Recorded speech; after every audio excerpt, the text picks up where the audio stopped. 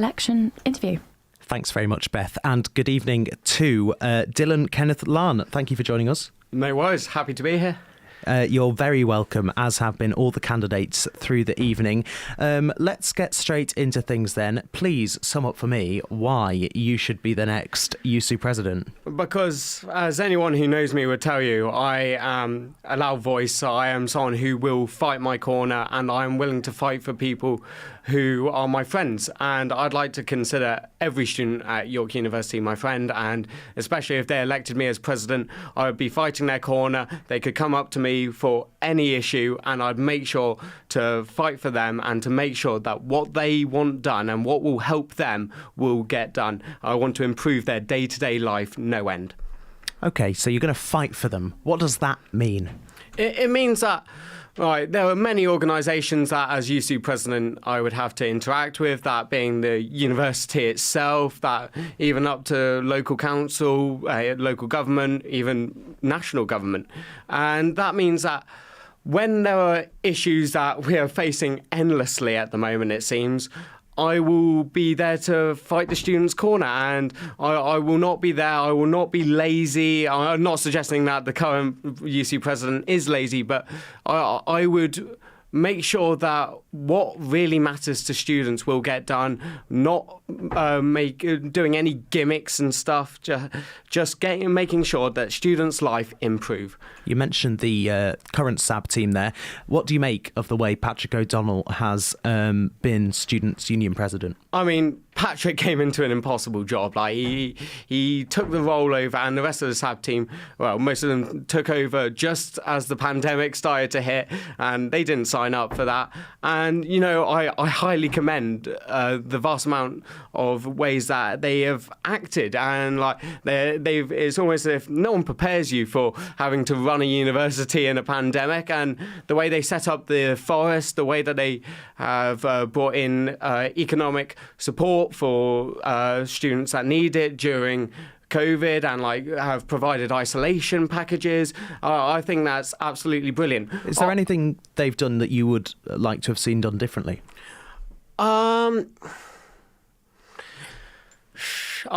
think to an extent, some of the changes that have been brought in could have been done a bit further. Like I think it's brilliant how we've brought in this financial support for students that need it and stuff. However, I've seen far too many people have been struggling in regards to their finances, and they've applied for the support package and they've been rejected. And then there's the students who had to live in Hull for term, and even though they did get their rent reduced, I believe it isn't on that they had to live in a completely different city to the university they go to. That's not the Students' Union's fault, though, is it, that they've ended up there? No, it's not their fault, but I think it's the Student Union's role to hold the university to account. And I think the university, obviously everyone's in it to make money at the end of the day. The university is no different. And I think the university has an issue in terms of how many students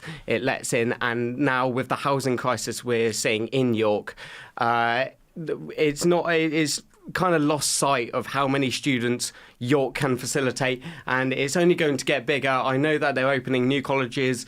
However, I think the amount of students that have nowhere to live next year, I think the Student Union needs to do better to make sure the university doesn't lose sight of who it's meant to look after. There's a lot to unpack here, and as you'll know, we don't have loads of time. I'm interested, you just said everyone's in it for the money. Are you in this job for the money? Absolutely not. And I'm in this job because I vehemently believe that I want to help the students, because that's all I care about. And a key part of my manifesto is like looking after students' mental health and student well-being. And a part of that is I'm donating 10% of my salary to charity, the mental health charity Mind, and I'm not doing that to try and win votes. I'm doing that because it's kind of although I love the charity and mental health, it's very important to many people, including myself, including my family. I think it's a bit of a metaphor that I'm not in it for the money. I'm in it because I want to help people, and the role allows me to help the most amount of people possible. Okay, you talk about bolstering mental health facilities available to students. What would that entail? So at the moment, the two main facilities we have are Open Door and Nightline. And both facilities are very good. Nightline, obviously, well, it's at night that people get to their worst. And I think it is very important that we have something there. And Open Door is very useful. However, the fact that Open Door, the response times is a couple of days, and sometimes the students do need it there immediately, and Nightline, it's only during the night. There is another 12 hours in the day that Nightline isn't running and Open Door isn't running, and obviously you can go to the Samaritans and stuff. However, I feel when you're at university, there should be a kind of social contract that while you're at university, the university will try and look after you as best they can. Okay, let's move on to something else you've spoken about this evening. In your manifesto. You use the term post-COVID a lot. Are you confident that we're past the peak of the pandemic? I am very confident. I mean, I like to think of myself as quite an optimistic person. I think the way that the government has reacted has not been perfect, and if our current student union were the government, we may have done a much better job. However, I think with the vaccine rollout and the Omicron variant being proven to be a lot less aggressive in terms of the symptoms, I think that although we have to be wary of COVID and like possible variants that will turn up in the future, at the end of the day, we do need to find a place at which we start moving on and focusing on the other issues, such as the mental health pandemic, which I think is just as serious at the moment.